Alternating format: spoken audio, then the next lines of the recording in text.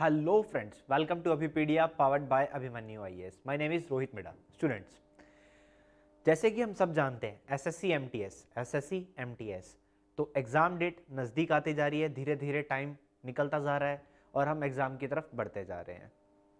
तो एमटीएस की बात करूं या सीएचएसएल की बात करूं तो सीएचएसएल का भी एग्ज़ाम डेट अनाउंस हो चुका है और एग्ज़ाम बहुत जल्दी कंडक्ट होने वाला है। तो अब वक्त है कि अपनी प्रिपरेशन को हम बूस्ट अप करें, अपनी तैयारी की तरफ आगे बढ़ते रहें और कंटिन्यू चलते रहें। तो इसके लिए आपकी हेल्प करने के लिए हम एक एमटीएस को लेके एक टेस्ट सीरीज लेके आए हैं जो कि टोटली फ्री है आपके लिए। टोटली फ्री टेस्ट सीरीज हम आपके लिए एक लेके आए हैं जिसका लिंक नीचे आपको डिस्क्रिप्शन में मिल जाएगा। तो आपको वहाँ पे क्लिक कर लेना है और खुद को वहाँ पे जाके रजिस्टर कर लेना और टेस्ट को अटेम्प्ट करना है और अपनी प्रैक्टिस को चेक करना है, क्योंकि टेस्ट टोटली फ्री रहने वाले। टोटली फ्री टेस्ट सीरीज हम आपके लिए लेके आए हैं एसएससी एमटीएस को लेके। तो चलिए अब आगे बढ़ते हैं क्लास की तरफ, क्वेश्चंस को कंटिन्यू करते हैं। आज की क्लास के अंदर हम डिस्कस करने वाले हैं जनरल अवेयरनेस, जनरल नॉलेज को लेके कुछ most important questions of the Indian history. Indian history के कुछ मोस्ट इंपॉर्टेंट क्वेश्चंस को आज की क्लास के अंदर हम डिस्कस करेंगे। ये ऐसे क्वेश्चंस हैं जो एग्जाम के अंदर पूछे गए हैं और पूछे जाते हैं और जो कि आपको एसएससी का एग्जाम क्रैक करने में बहुत अच्छे लेवल पे हेल्प करने वाले हैं। तो चलिए आगे बढ़ते हैं, आज डिस्कस करेंगे कुछ most important questions of the Indian history. Let's begin. चलिए सबसे पहला क्वेश्चन हमारी स्क्रीन पे आता है, that is who was the mother of Mahatma Gandhi. Mahatma Gandhi ji की माता का नाम क्या था? महात्मा गांधी जी की माता का नाम क्या था? कौन थी महात्मा गांधी जी की माँ? ये क्वेश्चन हमारे सामने आता है और ऑप्शंस को भी मैं देखूंगा। ऑप्शंस मेरे पास क्या क्या आते हैं? पुतलीबाई, हीराबाई, कमलाबाई एंड कस्तूरबाई। तो ये चार ऑप्शन मेरे सामने आ जाते हैं।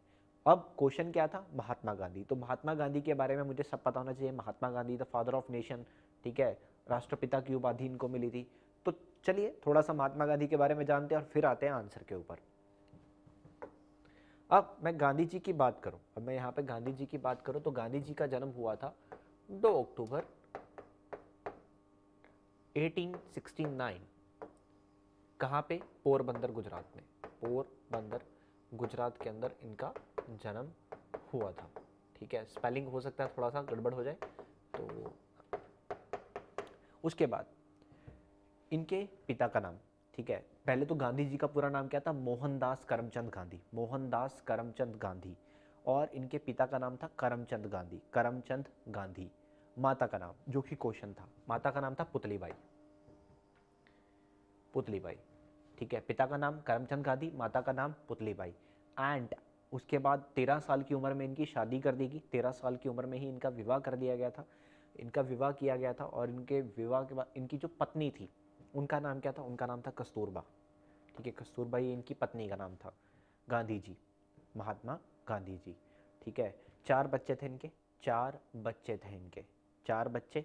पत्नी का नाम कस्तूरबाई, माता का नाम पुतलीबाई, पिता का नाम करमचंद गांधी, पूरा नाम मोहनदास करमचंद गांधी। इनका 2 अक्टूबर 1869 को इनका जन्म हुआ था एंड 30 जनवरी 1948 को नथुराम गोडसे ने इनको गोली मार दी थी और इनका देहांत हो गया था 30 जनवरी 1948। तो चलिए, तो जाना महात्मा गांधी को लेकर हमने कितने ही क्वेश्चंस जान लिए। ठीक है, क्वेश्चन एक था बट हमने कितनी चीज़ें डिस्कस कर ली। एक क्वेश्चन, 2 क्वेश्चन, ठीक है, पिता का नाम, उसके बाद कहाँ जन्मे, कब मरे और कहाँ पैदा हुए थे। चलिए अब आगे बढ़ते हैं। आई होप समझ में आया होगा। किसी तरह का कोई डाउट हो तो you can ask in the comment section. आप कमेंट सेक्शन में अपना किसी भी तरह का डाउट मुझसे पूछ सकते हो। चलिए अगला question, where did the telegraph line will be laid first. पहली बार जो टेलीग्राफ लाइन थी उसको कहाँ पे बिछाया गया था? भारत के अंदर। ठीक है, भारत के अंदर पहली टेलीग्राफ लाइन को कहाँ पे बिछाया गया था? टेलीग्राफ, देखिए टेलीग्राफ क्या होता था कि पुराने समय में कोडिंग के माध्यम से संदेश भेजा जाता था एक जगह से दूसरी जगह पर। ठीक है, तार बिछा दी जाती थी, लाइन बिछा दी जाती थी, लाइन के चलते हुए उसके कोडिंग के चलते हुए संदेश भेजा जाता था और बाद में इसको डिकोड किया जाता था।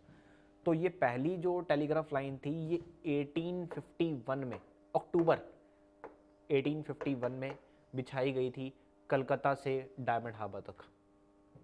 ठीक है, कलकत्ता से डायमंड हार्बर तक इसको बिछाया गया था। तो ये हो जाता है हमारा सही उत्तर। ठीक है, समझ में आ रहा है? समझ में आ रहा है? नहीं समझ में आ रहा तो कमेंट सेक्शन में बताइएगा। चलिए आगे बढ़ते हैं।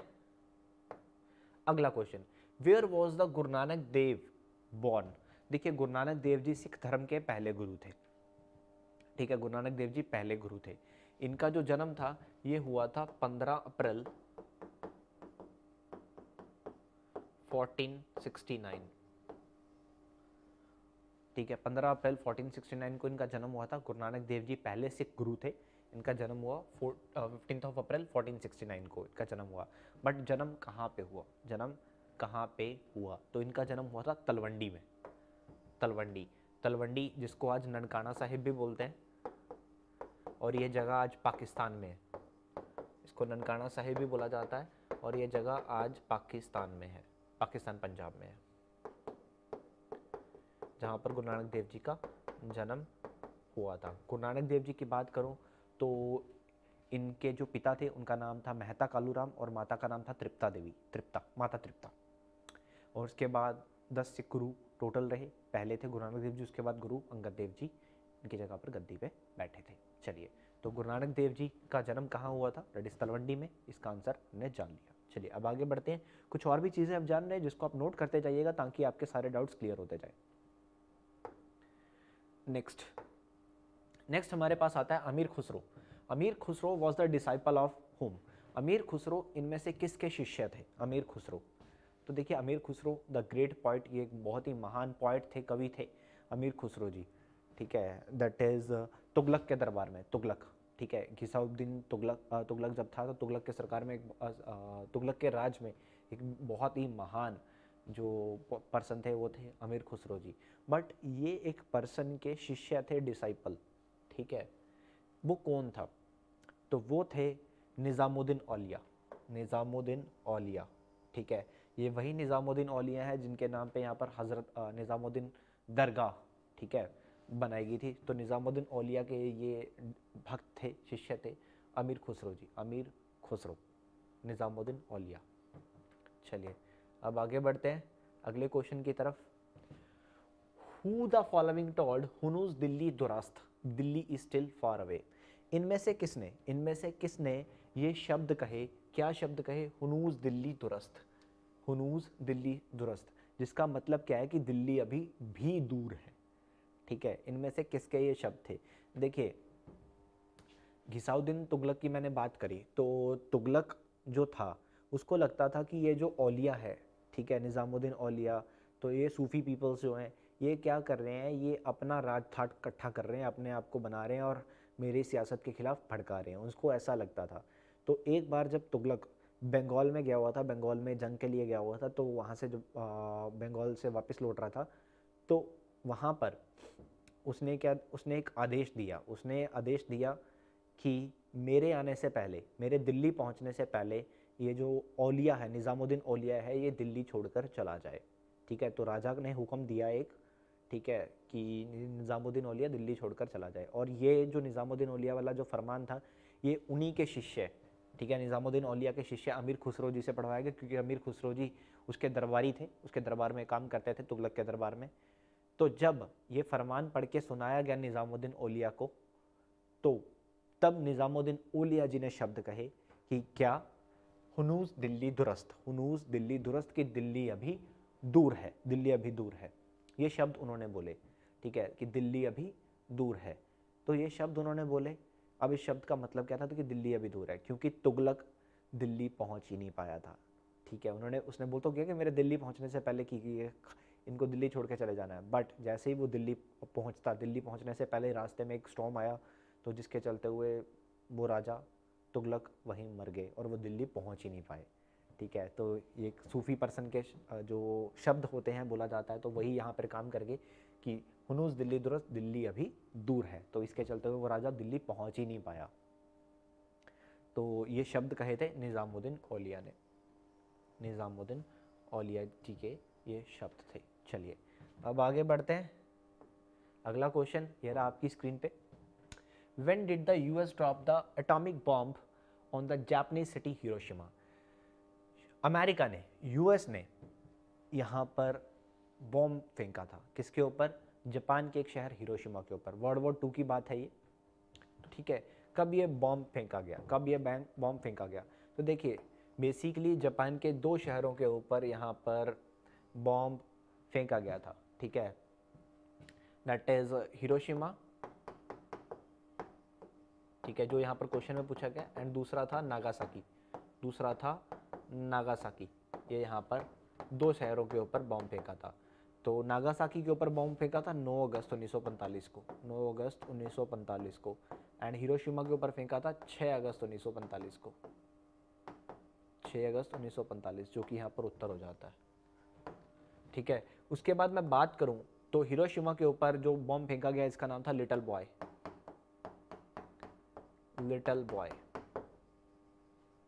एंड नागासाकी वाला फैट बॉय फैट मैन। ठीक है, ये 2 बॉम्ब यहाँ पे फेंके गए थे।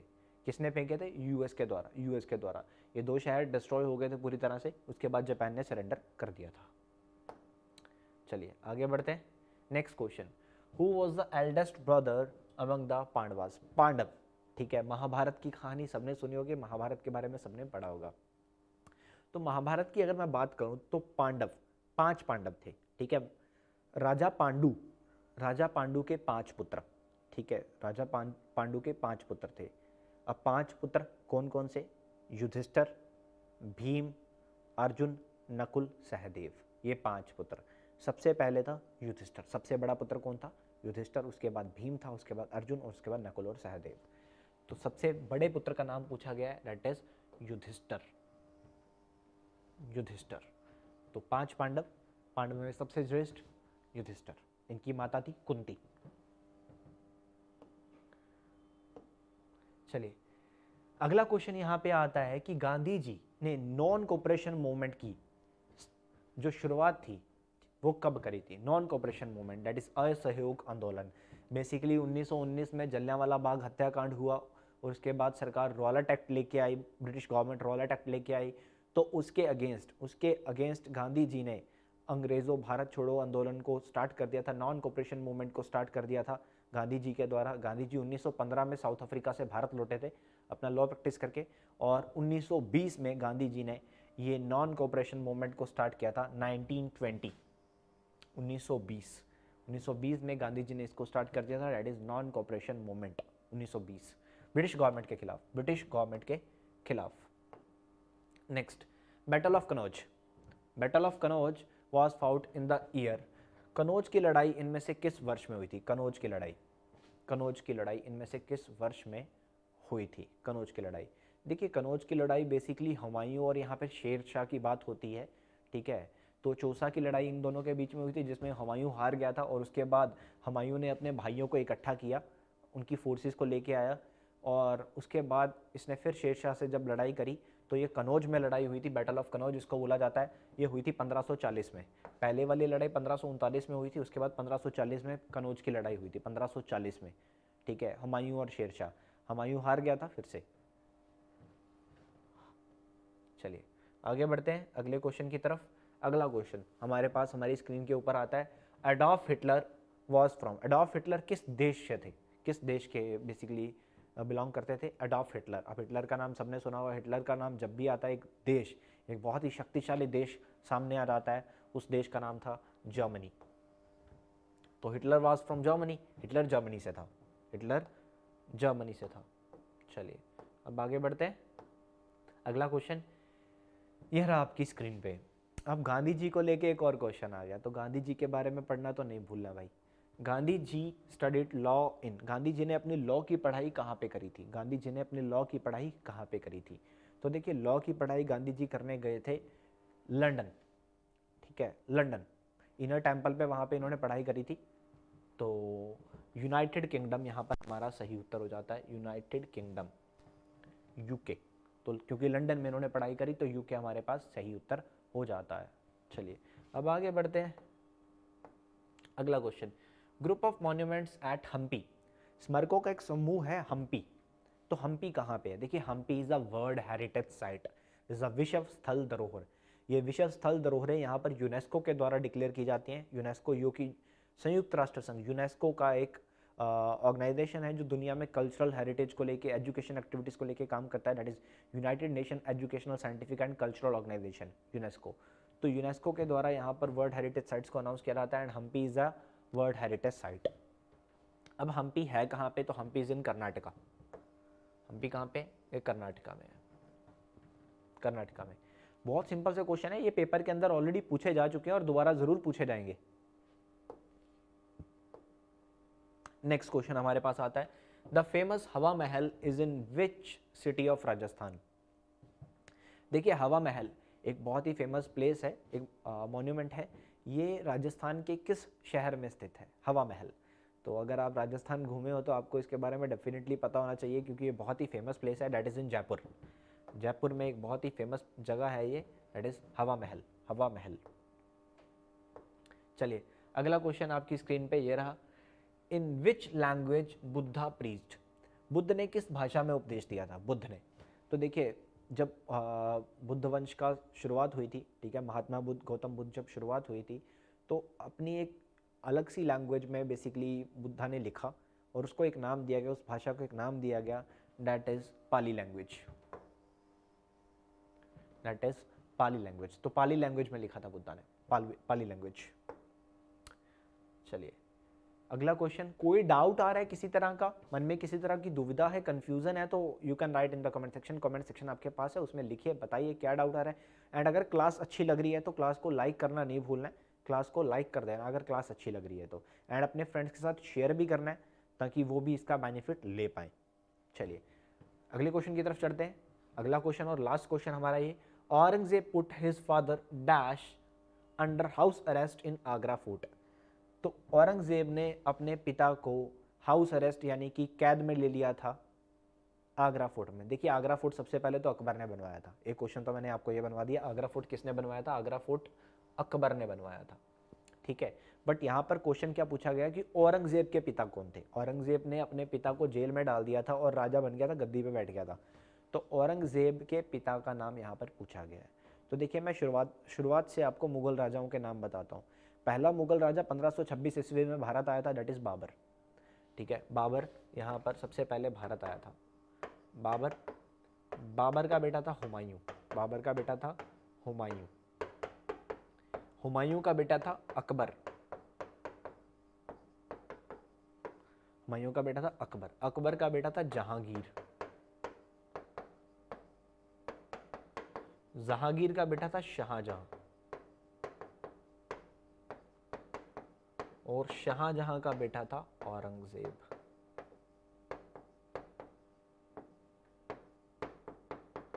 तो समझ में आया आपको, ये बेसिकली मुगल राजा जो मैं आपको बता रहा हूँ। 1526 में बाबर पहली बार भारत आया और पानीपत की लड़ाई हुई थी, पानीपत की पहली लड़ाई। उसके बाद हुमायूं आया, उसके बाद हुमायूं गद्दी पे बैठा, फिर अकबर गद्दी पे बैठा। Akbar is the illiterate king, Akbar बिल्कुल अनपढ़ था, क्योंकि हुमायूं की जब मौत हो गई थी तो अकबर बहुत छोटा था, तो उसको अपनी पढ़ाई छोड़नी पड़ी थी। तो जहांगीर, उसके बाद शाहजहां और औरंगजेब। अब औरंगजेब किसका बेटा था, शाहजहां का था। तो औरंगजेब ने अपने पिता शाहजहां को जेल में डाल दिया और गद्दी पे बैठ गया। यही क्वेश्चन था यहाँ पर, यही क्वेश्चन था। तो बट मैंने आपको कितने क्वेश्चंस और साथ में बता दिए, और आपको ये लिखते जाना, आपको पता रहना चाहिए कि कैसे कैसे क्या था, क्योंकि क्वेश्चन हो सकता है कि इन ऐसे से क्वेश्चन तो आए बट डायरेक्टली ये वाला क्वेश्चन ना आए, ठीक है, ऐसे भी क्वेश्चन आ सकता है कोई भी। तो चलिए इसमें अगर कोई डाउट है किसी तरह का तो you can ask in the comment section, आप कमेंट सेक्शन के अंदर पूछ सकते हो। तो आज हमने कुछ इंपॉर्टेंट क्वेश्चंस डिस्कस किए हैं इंडियन हिस्ट्री को लेके। These are the very important questions from the exam point of view, from the exam point of view. तो अपनी तैयारी को कंटिन्यू रखिए, अपनी पढ़ाई को बूस्टअप करते रहिए, अपने आप को बूस्टअप करते रहिए। आपके अंदर एक सेल्फ मोटिवेशन रहना चाहिए, जिसके चलते हुए आप आगे बढ़ते रहें। तो आज की क्लास को हम यही समाप्त करते हैं। क्लास को लाइक एंड शेयर करना नहीं भूलेगा, और अगर अभी तक चैनल को सब्सक्राइब नहीं किया हुआ तो सब्सक्राइब कर लीजिए और बेल आइकन दबाना नहीं भूलना है। तो it's all for today, thank you so much, have a nice day, stay safe, stay home.